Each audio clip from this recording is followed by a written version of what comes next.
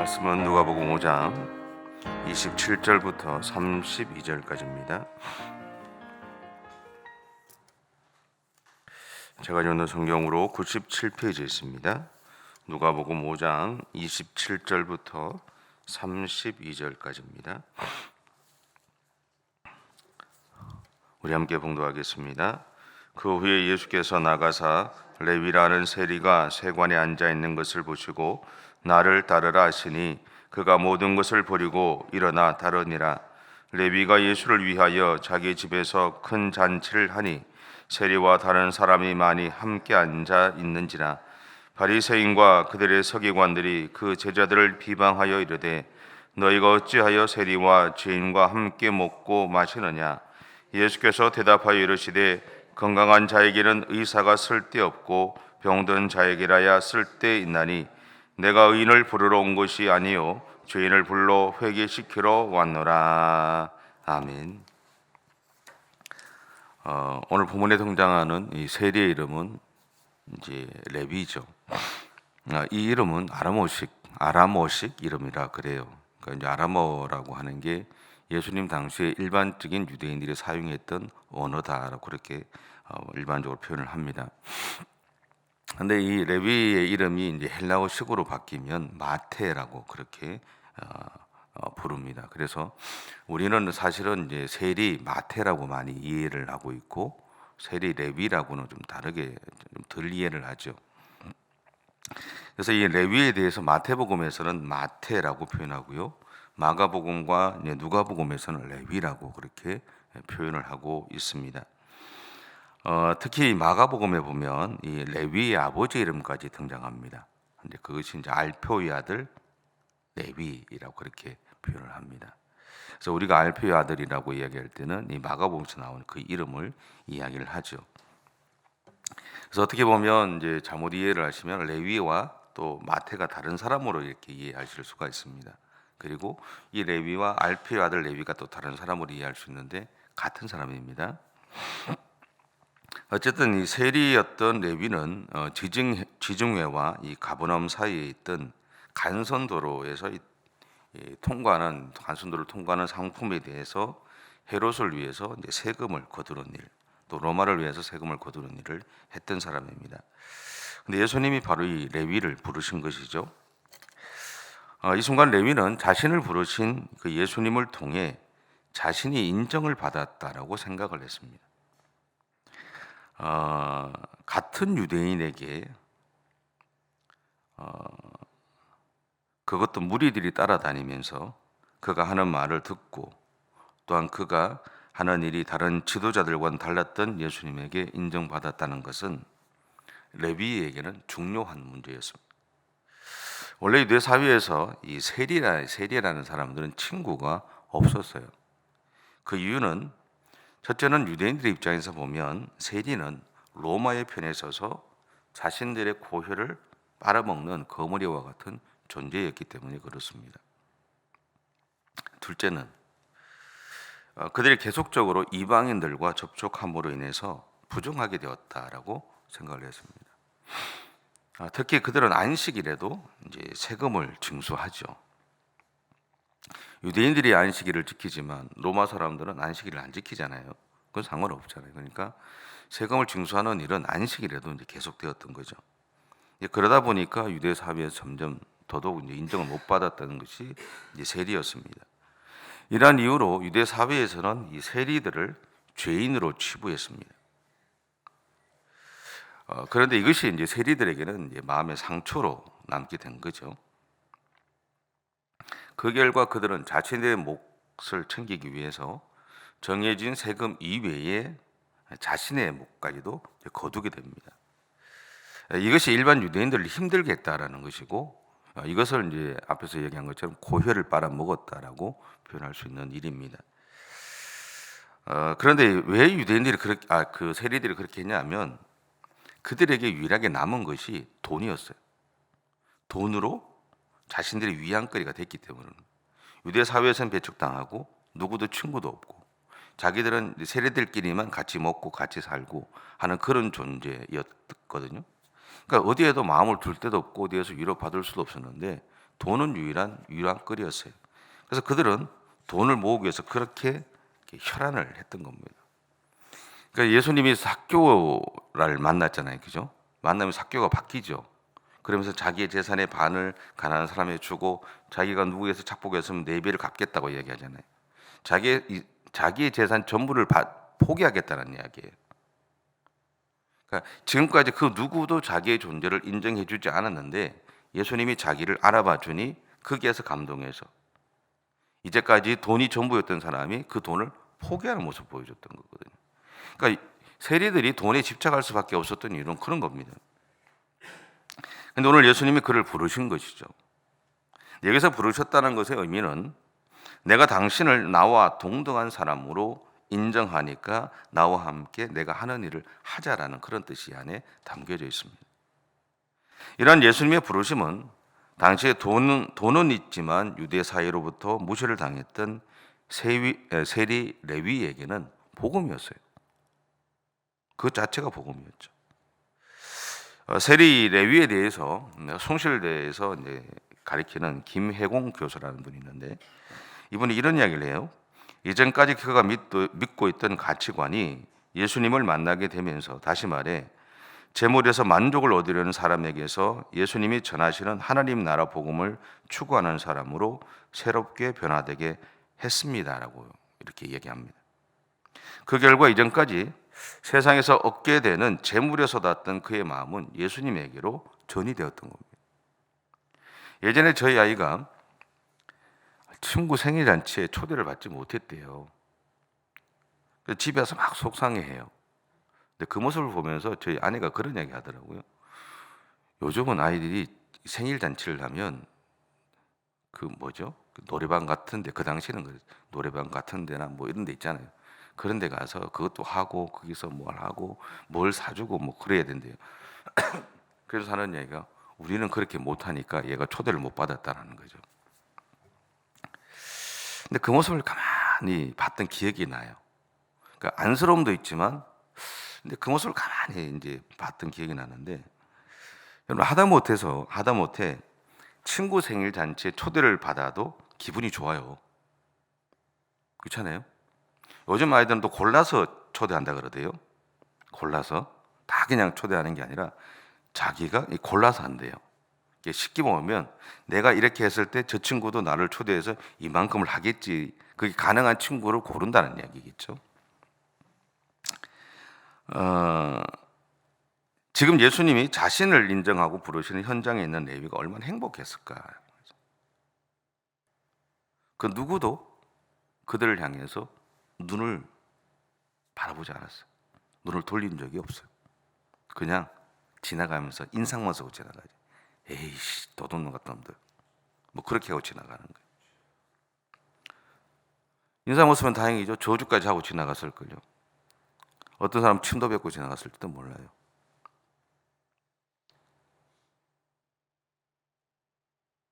자신을 불렀다는 것 자체가 레위에게는 너무 행복한 일이었을 거예요. 그래서 레위는 모든 것을 버리고 예수님을 따라갔던 겁니다. 사람은요, 자기를 인정해 주는 사람이나 공동체를 위해서 생명을 내걸고 충성합니다.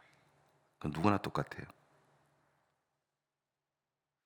그 사람 자체를 존중해주고 인정해주고 그렇게 살아가는, 자기를 인정을 받는 그곳에서 사람은 충성하고 살아가요.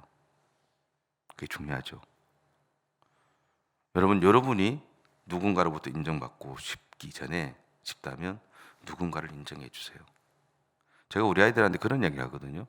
우리 아이들도 좀 있으면 이제 결혼도 해야 되고 나이가 이제 20살이 다 넘었으니까 어떤 얘기를 하느냐면, 네가 만약에 여자친구를 사귀었을 때 그 여자친구에게 바라는 모습이 있으면 너는 그 여자친구가 바라는 모습도 네가 응답을 해야 된다는 거예요. 내가 바라는 모습만 그 사람한테 요구하지 말고 그 사람이 요구하는 것 또한 네가 하려고 애를 써야 된다는 이야기를 해요. 내가 원하는 사람만이 아니라 나 또한 저 사람이 원하는 사람이 되어줘야 된다는 거예요. 그게 중요한 게 아닐까요? 레위는 자신이 준비한 잔치에 예수님을 초대했어요. 하지만 유대 사회의 관습은요, 죄인들과 함께 음식을 나누는 것을 금지했습니다. 그 이유는 죄인이라고 치부된 사람들과 함께 음식을 먹다가 보면 그들과 접촉하게 되잖아요. 그렇게 되면 유대인들의 정결법에 의하면 그 사람은 집에 가서 물로 목욕을 하고요, 옷을 속옷부터 다 갈아입어야 돼요. 그리고 그날 해가 떨어지기 전까지 밖으로 나가면 안 돼. 그게 유대인들의 정결법이에요. 직장을 갔는데, 예를 들어 내가 직장을 갔는데, 아니면 장사를 하는데 어떤 손님을 만나는데 이게 이방 사람이야, 죄인이야, 내가 접촉을 했어. 그러니까 유대인들의 정결법은 어떻게 해야 돼요? 샷다 다리 내리고 집에 가서 목욕을 하고 속옷까지 다 갈아입고 그날 장사 끝. 그죠? 그거 하고 싶은 사람 있어요? 그걸 좋아하는 사람 있을까요? 없어요. 자기 삶이 불편해지잖아요. 돈을 벌어야 되는데, 직장에 다녀야 되는데 불편해지잖아요. 그걸 원하는 사람은 하나도 없어요.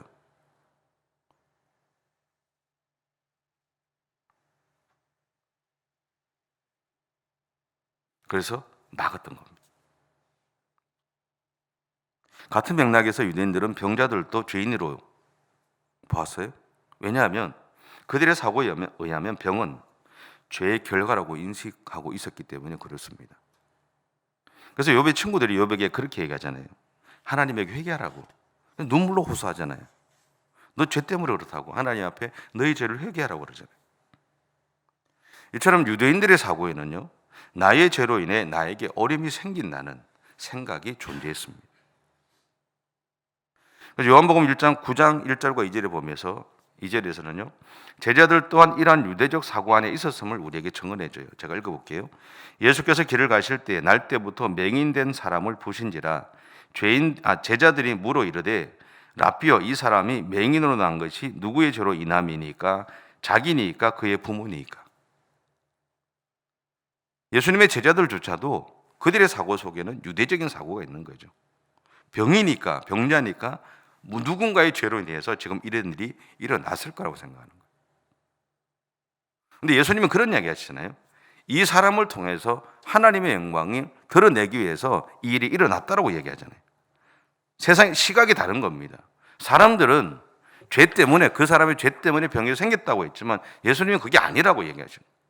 그 사람의 죄 때문이 아니라 이 사람을 통해서 하나님의 영광 받기 위해서 그 사람에게 사실은 이 불편한 삶이 펼쳐졌다라고 얘기하시는 거예요. 우리의 시선은 바뀌어야 되는 겁니다. 우리의 시선은 세상적 일반적인 시각이 아니라, 우리가 어릴 때부터 들어왔던 그런 시선이 아니라 하나님 말씀 앞에서 예수 그리스도 그분의 시선을 닮아가야 된다는 거예요.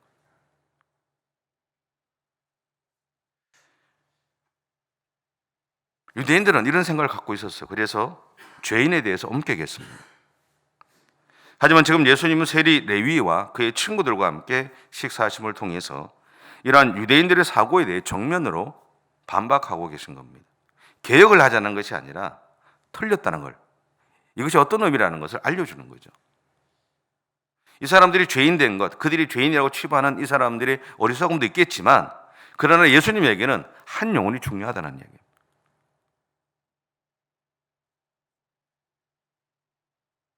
그러면서 자신의 행동에 대해 이의를 제기했던 서기관들과 바리새인들을 향해 이렇게 말씀하시죠. 건강한 사람에게는 의사가 필요 없고 병든 사람에게 필요하듯이 나는 죄인을 찾아서 그들로 하여금 그들이 자신의 죄된 삶을 더 이상 살지 않도록 하기 위해서 왔다. 여러분, 이것이 예수님이 이 땅에 오신 이유입니다. 오늘 그리스도인을 살아간 우리는 예수님이 레위를 부르셨을 때 당시 유대 사회가 가지고 있었던 세례에 대한 부정적인 인식을 그의 마음에서 제외하시고 레위라는 사람을 보셨음을 먼저 기억하셔야 됩니다. 이 순간 예수님은 그가 세례를 하면서 행했던 부정적인 행동 또한 배제하셨어요. 우리는 사람을 보면 먼저 우리 안에 그 사람에 대해 각인된 것을 벗어나지 못하고 그러한 색안경을 끼고 그 사람을 대합니다. 하지만 지금 예수님은 레위라는 사람 자체를 보시고 부르셨다는 것을 기억하셔야 돼요. 오늘 예수님이 우리를 부르셨던 것도 마찬가지입니다. 사회에서 우리를 어떻게 보든 상관없이 또 내가 이전에 어떤 삶을 살아갔든 상관없이 그냥 나라는, 저로 치면 김윤영이라는 나를 보시고 그냥 부르셨다라는 거예요.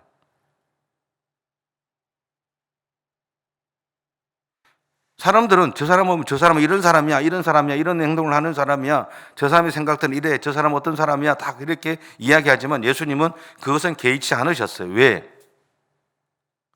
그 사람이 예수님의 부르심에 응답해서 믿음의 삶을 살아가면 그 사람의 마음을 바꾸어 가시는 것은 하나님이 하실 거니까. 그가 예수를 믿게 되면 그 안에 성령께서 내주해 계실 것이고 그 성령께서는 끊임없이 그 사람의 삶을 바꾸어 가실 거니까. 그것이 중요한 거죠. 제가 그 말씀을 안 드렸나요? 예전에 한번 제가 여러분 보실 때 제가 좀 고집이 세잖아요. 세게 보이죠? 고집 셉니다. 똥고집입니다. 근데 중학교 3학년 때 그 예전에는 이제 학생들이 많았잖아요. 중고등부 학생들이죠. 그 저희들도 뭐 교인들 한 250명 돼도 중고등부 아이들도 각각 거의 한 100명 가까이 됐어요. 중학교 3학년 때 부회장을 했어요. 근데 이게 똥고집이니까 또 사춘기 때 아닙니까? 똥고집이니까 말이 안 통하는 거예요. 근데 몰랐어요, 저는. 고등학교 2학년 때 회장이 됐어요. 근데 친구들이잖아요, 다. 그죠? 이놈들이 하나도 임원을 안 한대요. 왜? 죄악 감당을 안 된다는 거예요. 저 똥꼬집은 감당이 안 된대요. 그래서 못 하겠대요. 그래서 제가 그래요. 한 명씩 찾아갔어요. 찾아가서 제가 사과를 하고 어떤 얘기 했냐면, 야, 한 달을 나를 한번 봐라. 내가 바뀌었으면, 내가 좀 변했으면 같이 하고, 너희들 봤을 때 내가 변한 게 없으면 내가 그만둘게. 그랬어요. 한 달 있다가 했을까요? 안 했을까요? 했어요. 했어요. 그렇다고 제가 많이 바뀌었을까요? 제가 생각할 때는 그렇지 않아요. 않았을 것 같아요. 그냥 변하려고 애를 썼을 것 같아요. 그냥. 근데 그것을 보고 친구들이 따라왔던 거거든요. 근데 저는 그런 생각이 들어요. 우리가 인생이 이렇게 살던 사람이 이렇게 살지는 않아요. 아무도. 그죠? 이렇게 살던 사람이 변하려고 애를 쓸 수는 있어요. 근데 예수님이 오늘 세리 레위를 보면서 보셨던 것이 그것이 아닐까요? 이렇게 살던 사람이 이렇게 완전히 바뀐다? 그렇게 생각하지는 않으셨을 거예요. 그래서 그리스도인들은 우리의 인생을 살아가면서 믿음의 삶을 살아가면서 우리는 내가 지금까지 살아왔던 180도 다른 인생을 살겠다고 이야기하면 안 되고 내가 지금까지 살아왔던 그 삶이 내한테 있지만 내가 이 삶에서 조금씩 변화되어 보겠다라고 이야기하는 게 중요하고 그렇게 살아가는 게 중요하죠.